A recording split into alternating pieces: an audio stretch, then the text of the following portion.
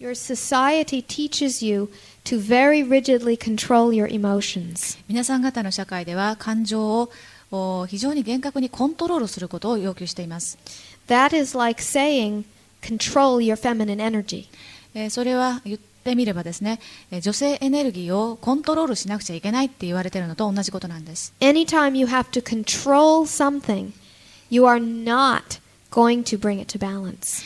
何かをコントロールしている状態は物事のバランスを図ることとは全く反対のことなんです。Instead, you put limitation on that energy. むしろですね、そうすることはそのエネルギーに制限を加えてしまうことになります。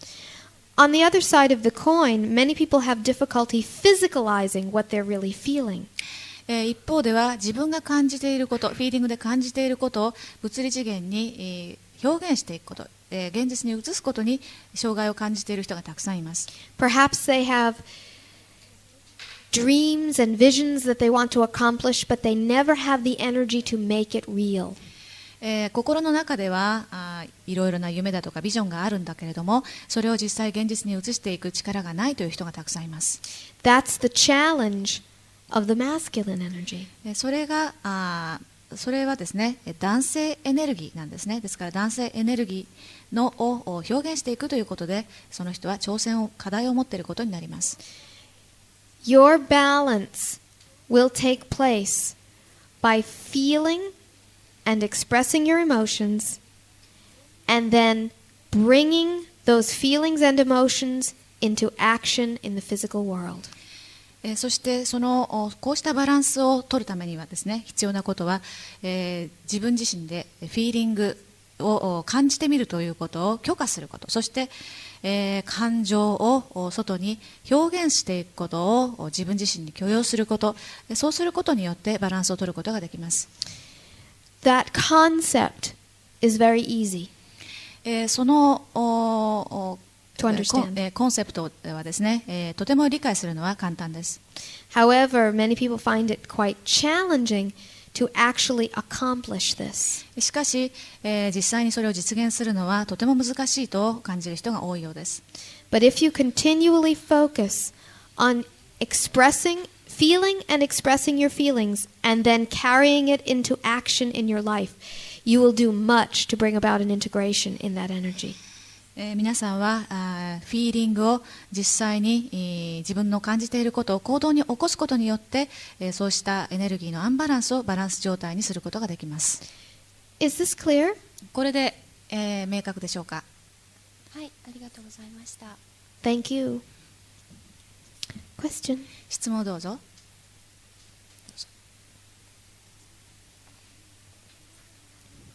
すいません、今私たち地球でですね、一番今問題になってて、いまだに解決方法が全くわからない、必ずかかったら全員死んでしまうっていうエイズっていう病気があるんですけど、これはプレアデス星のなんか歴史を聞いていたら、先ほど疫病の発生があって免疫機構の低下があったって言いましたよね。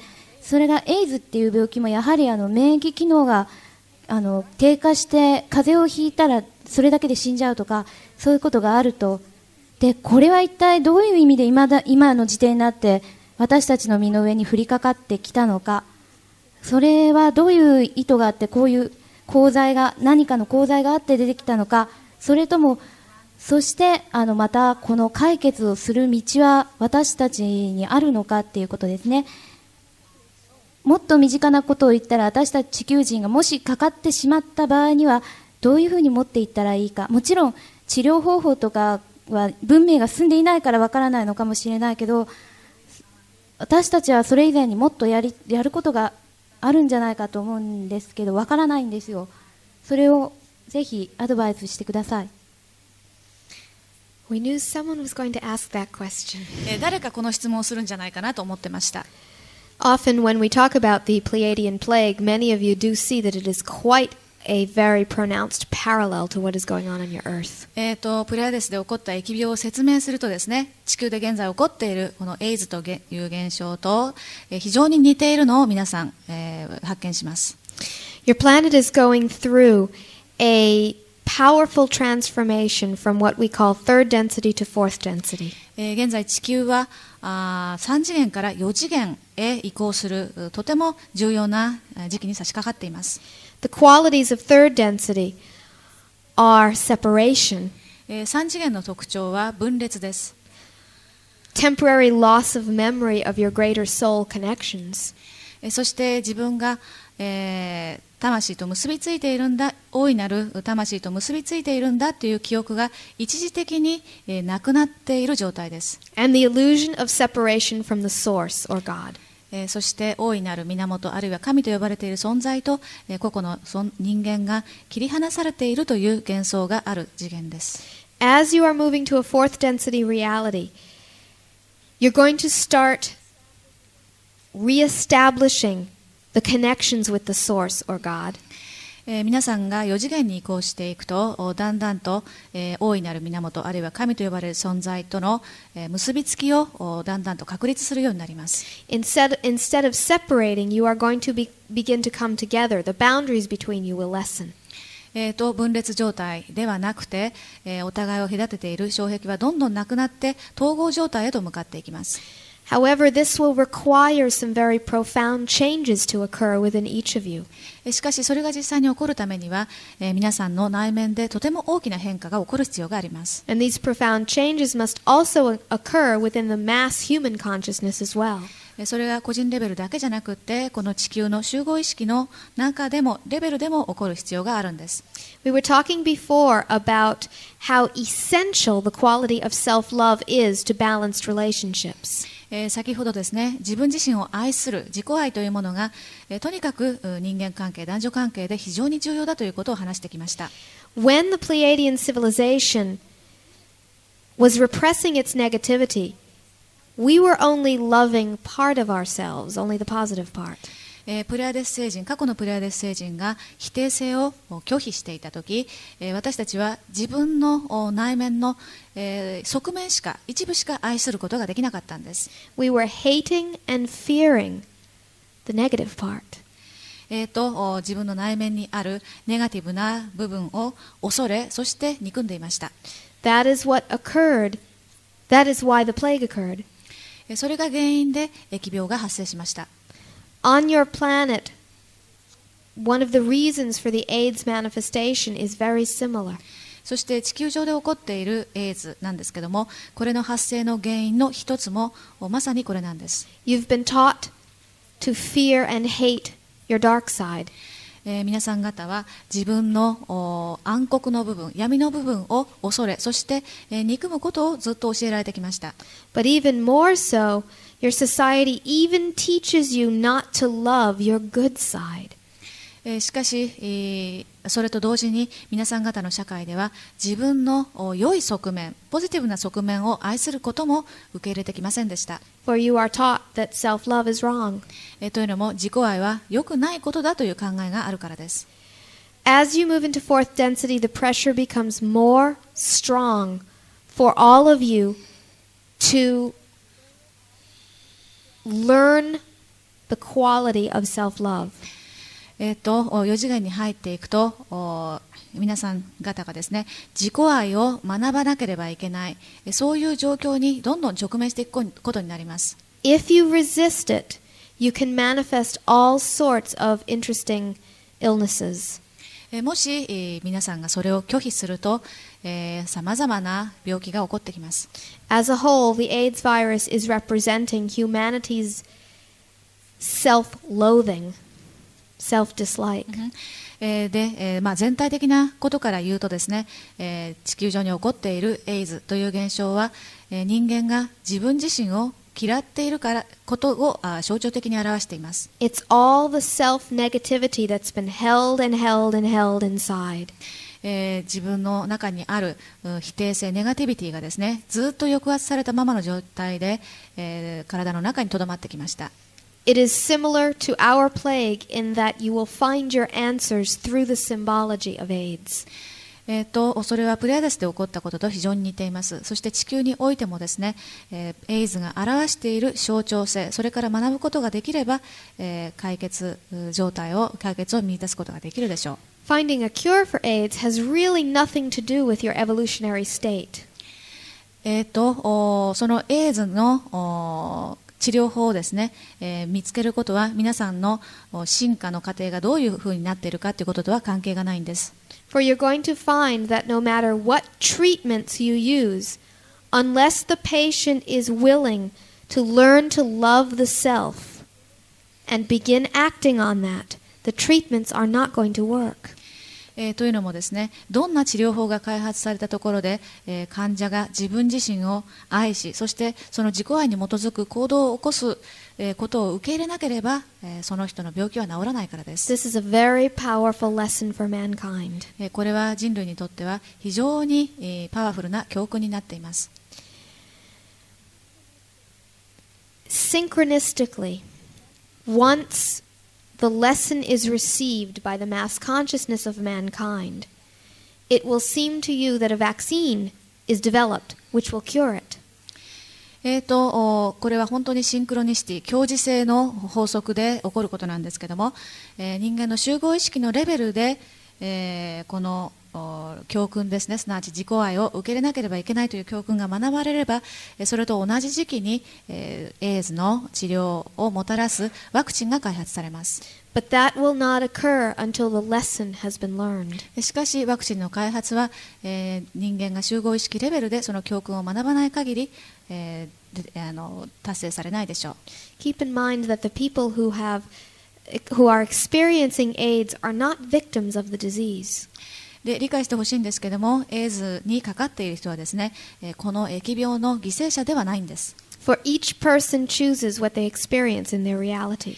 というのも、それぞれの人が自分の現実の中で経験することを選択しているからです。And anyone who manifests AIDS are being of tremendous service in allowing the planet to learn this lesson.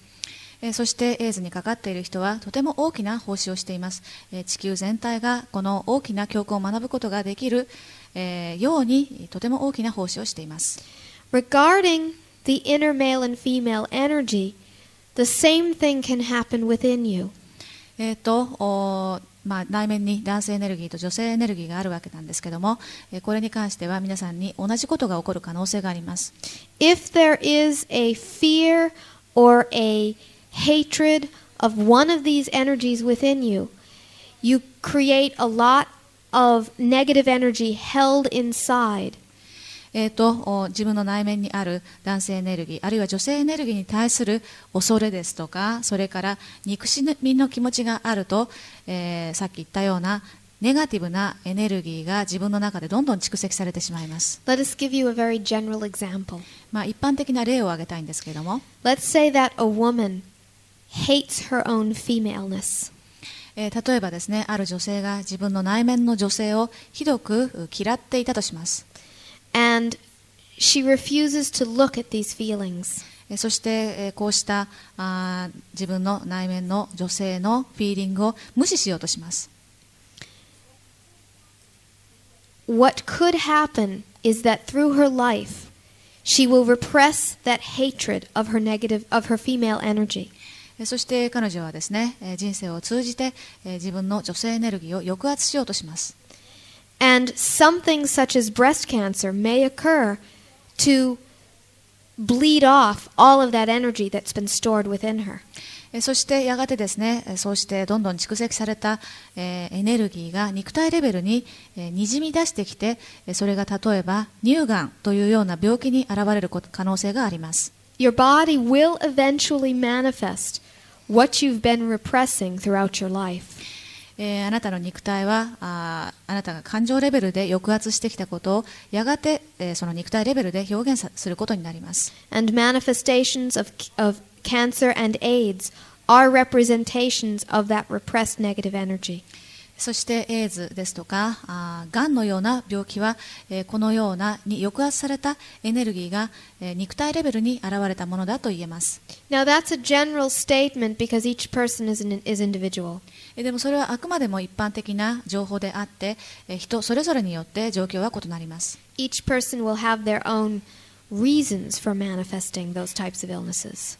いろんな病気が出てくるわけですけども、その病気は人それぞれ原因が違います。But as a whole, they help to process the inner male and female energy as well as for the planet as well. でも一般的に言えることは、そうした病気の症状を経験することによって人は自分の内面の男性エネルギー、女性エネルギーの統合を図ろうとし、そしてひいては地球全体の陰陽エネルギーの統合を図ろうとするわけです。The Pleiadian plague and AIDS are diseases of transitional times. ですね、ですからプレアデスで起こった疫病ですとか地球で起こっているエイズっていうのは非常に変革期ですね、大きな変革期に起こる病気なんです。You will eventually transition through this. でもやがて地球人たちはこの病気を乗り越えるでしょう。And when you do, you will be a lot stronger. それが乗り越えられた時点で皆さん方はもっと力強い存在になります。Literally, your entire society will be much more empowered. 皆さん方の社会は本当にパワフルなものになります。Question? 質問をどうぞ。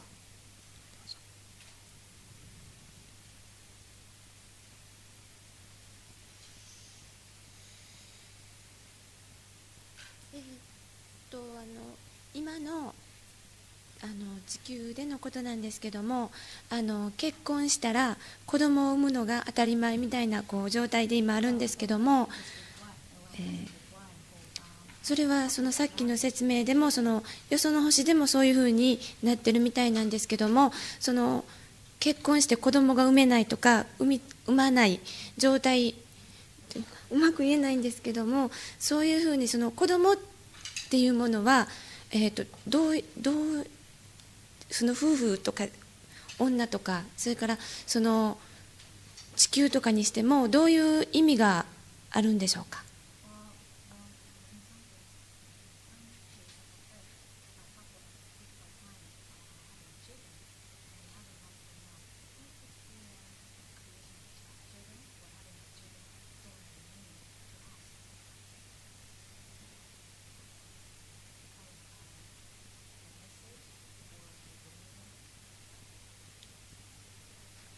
Let us repeat this to make sure we understand the question. ちょっともう一度繰り返して質問がよく理解できたか確認したいんですけども、You want to know what the desire to have children represents in a general sense? 子供を持ちたいという願望がもともとどういうことを意味しているのかっていうことを一般的な意味でお聞きになってるんですか？これは私個人的な考えなんですけども、やっぱり夫婦になって子供がいないと一人前じゃないような言われ方を周りからすることもあるんですけども、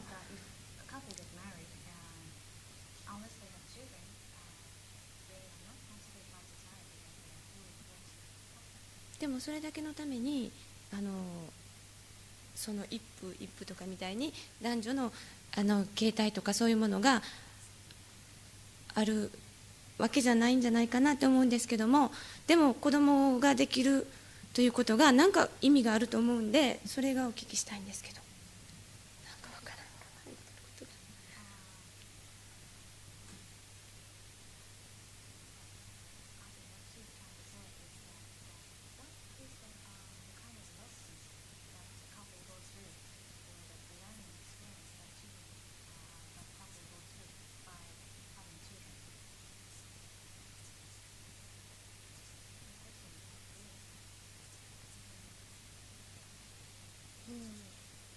Well, we'll address the first part of the question first.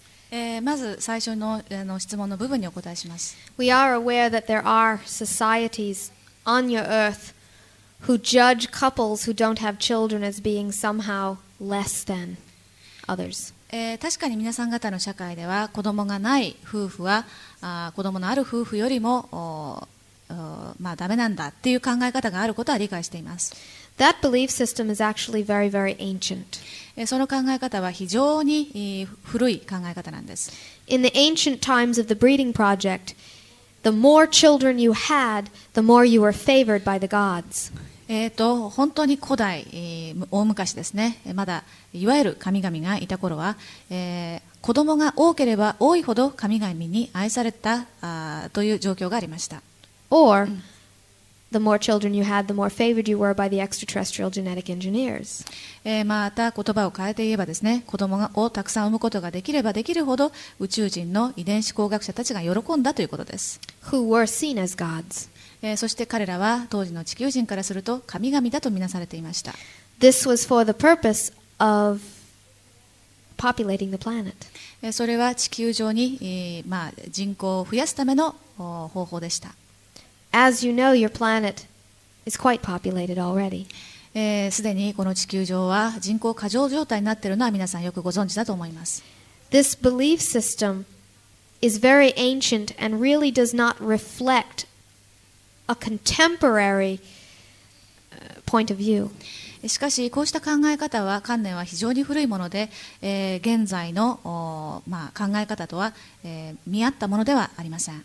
It is up to any of you if you wish to bend to society's rules and have children even if you don't want to. 皆さん方はですね、社会のしきたりに、屈服して自分が子供が欲しくないのに子供を持つということも選ぶことはできます。But recognize that in the eyes of God, whatever you do is perfectly fine. でもこの宇宙の中ではですね、皆さんが何を選択しようとそれは全く自由です。Those judgments are human judgments. 何かに対して物事を裁くっていうのはあくまでも人間の裁きです。Very ancient, outdated ones at that. そしてそれは非常に古代でもう陳腐化した考え方です。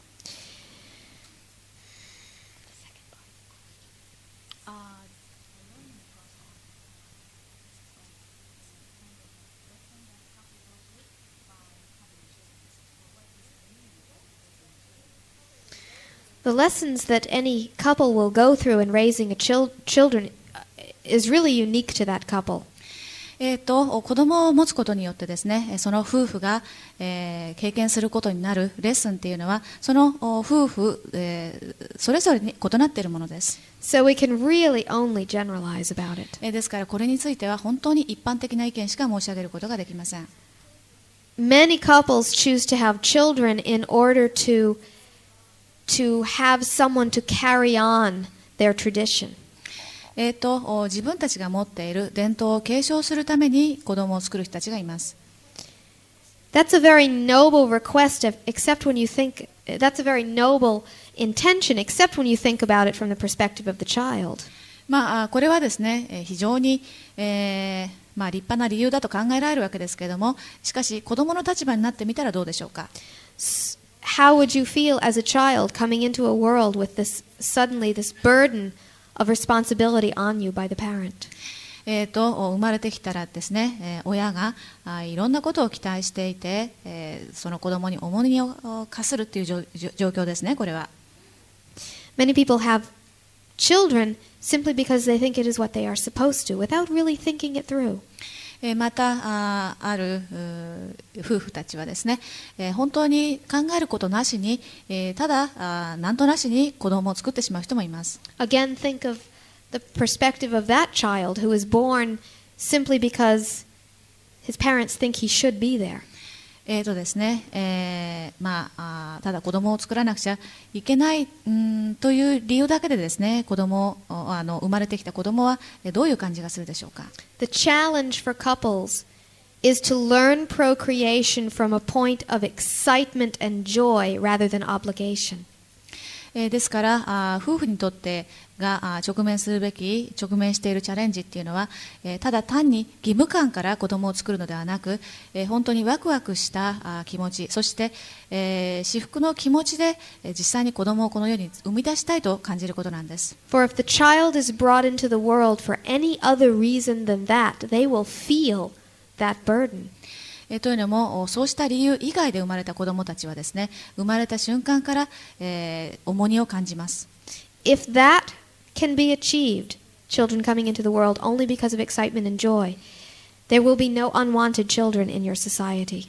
もし夫婦が本当にワクワク感から、そして自分が本当に子どもを産むことを作ることを楽しいという気持ちから子どもを作ったのであれば、本当に望まれない子供っていうのはこの地球上から存在しなくなるでしょう。Each child will be tremendously valued. 一人一人の子供たちがとても価値のある存在になります。As individuals, not as a workforce. 個人として、価値があるとみなされるわけであって、単なる労働力としてみなされるような子供はいなくなります。The challenge is in breaking away from ancient obligations and choosing from present desires and joy and excitement. ですから義務感からそういうことをするのではなく、今のこの瞬間の喜びの気持ちから、子供を産みたいという願望を持つことが重要なんです。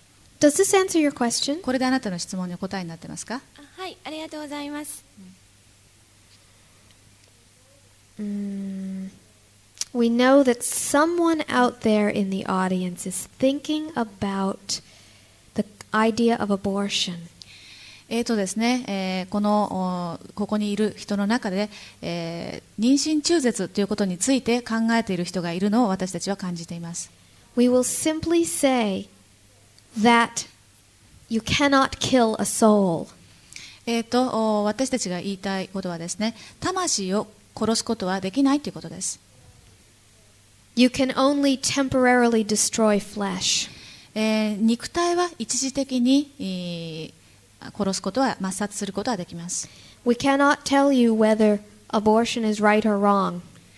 その中絶がですね、いいことであるか悪いことであるかということは私たちは申し上げられません。But we can say that there's no such thing as death and destruction. しかし魂は破壊されることはありません。If that child is not born through that mother at that time, it will be born another time.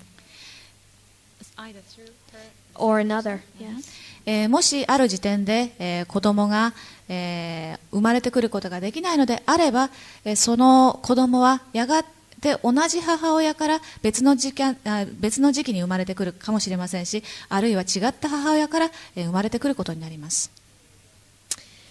We'd like to talk a little bit about another idea. ここでちょっと違ったことについてお話しします。And this has to do with your own male and female energy within you. それは皆さん方の内面にある男性エネルギーと女性エネルギーのことです。And it has to do with the belief systems that you have about that male and female energy. そして皆さんが、この男性エネルギー、女性エネルギーに対して持っている観念についてです。When a child comes into the world, the only role model that that child has about how to be a human in the world is the mother and father. 子供が生まれてきてですね、いかに大人になるか、その大人になる過程でいろいろなことを学ぶわけですけども、そのモデルの役割、模範を示してくれるのは、両親ですね。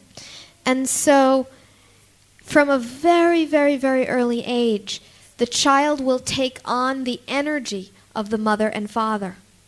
ですから子供は小さい時から、本当に小さい時から父親と母親のエネルギーを自分の中に取り込みます。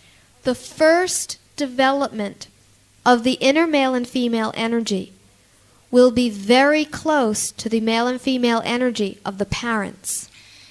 ですね、ですから子供の中に形成されていく男性エネルギーと女性エネルギーは、両親の男女のエネルギーの状態ととてもよく似ています。Meaning that the first identification with female energy will come from your mother. すなわち子供の中で形成される女性エネルギーは、まず母親からやってくるということです。The first identification with masculine energy will come from your fathers. そして、男性エネルギーに関しては、父親からやってくるということです。If your mothers or fathers have blocks with their masculine and feminine energy, you as a child can sense those blocks. そして父親とか母親の中に、その彼らの陰陽エネルギーの中にブロックがあるとすると、子供はそれを感じることができます。But because as a child you have no other role model, it is very common that the child will take on the energy of the mother and father, even with the blocks. でも子供はですね、父親と母親以外に、模範を示してくれる人はそばにいませんね。したがって、ブロックがあったとしても、両親の陰陽エネルギーを自分の中に受け入れてしまいます。Many people have wondered why, for instance, sexual abuse seems to be transmitted through generations. 性的な虐待っていうのがありますね。それはよく、父親から子へ、そして子から孫へと受け継がれていくの現象が起こっています。それがなぜそうなのか不思議に思われていますけども、It is because of this early identification with the male and female energy of the parents. これはその子供が小さい時にですね、両親の男女のエネルギー、陰陽エネルギーを経験した結果なんですね。For instance, let's give you an example. ちょっと例を挙げたいんですけれども、Let's say that a family has a boy and a girl child. ある家族にですね、男の子と女の子がいたとします。Now, it doesn't have to be this way. This is just an example. これはあくまでも例として考えてください。Let's say that the father is sexually abusive. その父親がですね、性的虐待を子供に行う父親だとします。The most common thing to happen is that the son will also become sexually abusive later on. で、一般的に起こることとしてはですね、その息子もやがて、大きくなると性的虐待をするような人になるということです。Because he will model the energy of the father. というのも、父親が持っているエネルギーを自分自身でそのまま取り入れてしまうからです。The message that the son receives is that the way to be a man is to be like the father.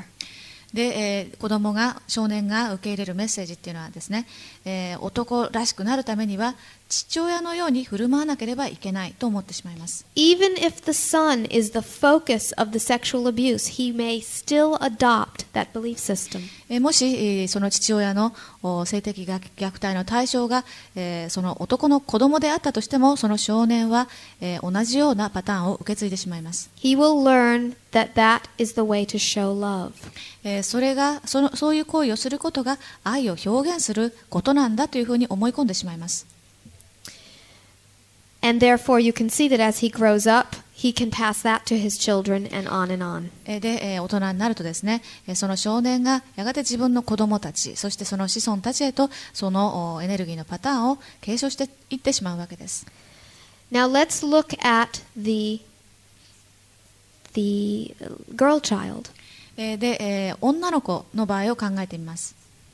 Let's say that the girl child receives the sexual abuse from the father. そして、その女の子がですね、自分の父親から性的な虐待を受けます。What she learns is that that is how men express love. そして彼女はどういうことを経験するかというとですね、男性はこういうふうにして愛情を表現するんだというふうに思います。So when she grows up, she will seek that type of husband. で、彼女は大人になるとそういう、タイプの男性、夫を求めるようになります。Also, she will view her mother's reactions through all of this. そして、また彼女はですね、母親の、こういった状況が起こっている時の母親の反応をよく見ます。If the mother denies it is happening, or does not take action if she knows it's happening, the girl child learns that the female is supposed to be passive through all of this. もし母親がですね、こうした性的虐待が家庭で起こっているのに、それを見ないふりをしたりとか、あるいは知っているのに行動を起こさなかった場合、その少女は、女性というのはとにかく受け身でなければいけない、黙って、そういうことを見ていなければいけない存在なんだというふうに思い込みます。The girl child learns that the only behavior that is appropriate is passivity. そして、この少女はですね、自分にとって一番ふさわしい行動は、受け身になることだということを思い込んでしまいます。Now this is not necessarily a conscious belief. これは必ずしも顕在意識のレベルの観念ではないんです。but it's so deeply rooted in the subconscious, the female or the male may not even know they're acting out these roles. でもそれは非常に潜在意識の深いレベルに到達してしまうので、自分がやっていることをよく自覚していない状態になってしまうわけですね。When the woman gets older, it's very likely that she will become a passive wife who will allow her husband's sexual abuse toward the children. でこういう女の子が大人になると、自分は受け身な妻でいいんだと思い、もし夫が自分の子供に対して性的虐待をしたとしても、それを受け入れてしまいます。Now it's very obvious that the way to begin healing this is to attain a type of consciousness. ですからこういう場合必要なことは自覚が必要なんです。気づきが必要なんです。Break the pattern by taking action. このパターンを行動を起こすことによって、打破しなければなりません。For if the male and female child, when they get older, take action and become conscious of the situation, they can stop the pattern from repeating. もしこの小さな、子供たちがですね、少年と少女が、大きくなって、こうした状況を認識してそれを打ち破るための行動を起こすのであれば、そのサイクルを超越することができます。But if the children continue to go through their life patterning their male and female energy after their parents, they may never learn about the cycle. しかし、もし子供たちがですね、自分の、両親の中に見る男女のエネルギーのパターンをそのまま受け入れてしまって、それに対して何も働きかけようとしなかったら、いつまでも同じパターンが繰り返すことになります。Again, this is a general example. It's sometimes not as clear cut as this. 今申し上げたのはあくまでも一般的な例であって、必ずしも全ての場合ケースが今のように明確になっているわけじゃありません。The point of this information is to allow you to begin thinking about your mother and father and their own relationship with their own sexuality. 皆さん方に考えてほしいのは自分の父親たちのパターンですね。それから彼らのセクシャリティがどのようなものであるかということを自覚してほしいということです。If your parents died when you were very young and you don't consciously remember, the memories are still there in the subconscious. もし自分が小さい時に親が死んでしまってその親の記憶がなかったとしても、もし小さい時に生きていたのであればその記憶は潜在意識の中に必ずあります。So, once you understand the dynamic of your mother and your father, you can more understand yourself. ですからもし皆さんが父親と母親の間に行われている取り交わされているエネルギーのダイナミクス、つまり力学を理解することができれば自分自身をもっと理解できるようになります。 Let's give you another example. ここでもう一つの例をお話しします。 Let's say that you are a woman あなたが女性だったとします。 and your mother was not able to express affection or sexual energy toward the husband. で、あなたの母親がですね、自分の夫に対して愛情を表現したりとかですね、性的な愛情を表現することができなかったとします。 You may never have been able to consciously know that as a child. 子供としてはですね、子供はそういうことが起こっているんだということを顕在意識で理解することはできません。 But your subconscious picks up everything. しかしその子供の潜在意識は全部を理解してしまいます。 So you, as the adult woman, may now feel that you cannot give love and affection to your husband.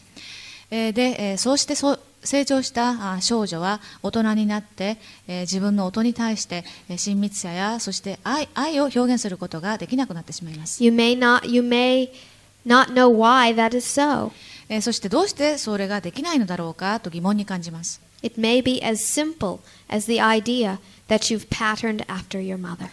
その少女はですね、自分の母親のやり方をそのまま踏襲してしまっているんです。 So, we're going, before we go further, what we've just said, is there anything that's unclear? Would anyone like to ask a question? 先に進む前にですね、今までお話ししたことで何か不明瞭な点がありましたら質問をお受けします。Especially about the mother and father, because we're going to do an exercise that will require your understanding about it. 特に父親と母親に関することですね。これからそれに関するエクササイズをやりますので、その点で不明瞭な点があったら質問してください。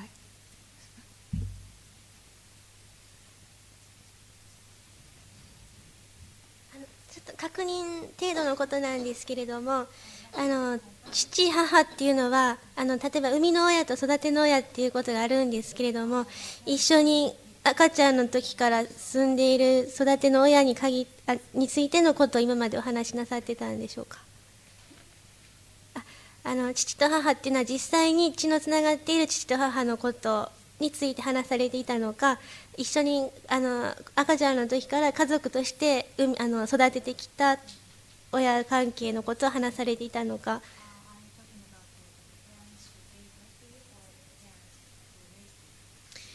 It would really depend on when the parents who raised you became a part of your life.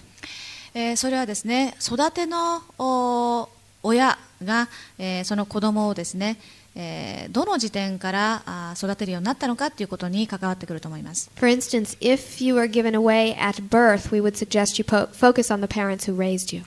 もし生まれた誕生直後に育ての親のところに預けられたのであれば、その育ての親があなたの親ということになりますね。If you changed parents sometime after the first year of age, we'd suggest, yes. We would suggest that you first focus on the ones who raised you, but second, through your imagination, focus on whatever you can get about the birth parents. 例えばですね、もしあなたが1歳の時点でですね、1歳以降の時点で、育ての親のところに預けられた場合には、まず最初に育ての親に意識を集中してください。しかし、その次にですね、イマジネーションでそれ以前の実際の生みの親のことについても考えてみてください。Obviously, if you're very, very young, you won't be able to intellectually recall your parents. とても小さい時の場合のことはですね、知的なレベルで、顕在意識のレベルで、本当の親を思い出すことはできませんけれども、So this is where your imagination will be very valuable. イマジネーションを使ってください。Does that answer your question? これでお答えになってますでしょうか。Anyone else? 他にはありますか？ All right.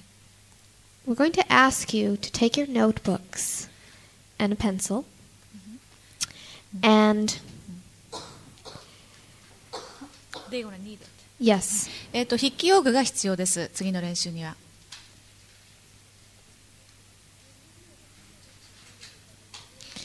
We'll give you a few minutes to do this, but we really suggest that when you go home that you take a lot more time to do it. 実際に書いていただくために何分間か時間取りますけれども、理想的にはですね、家に帰ってゆっくり帰っていただくのがいいと思います。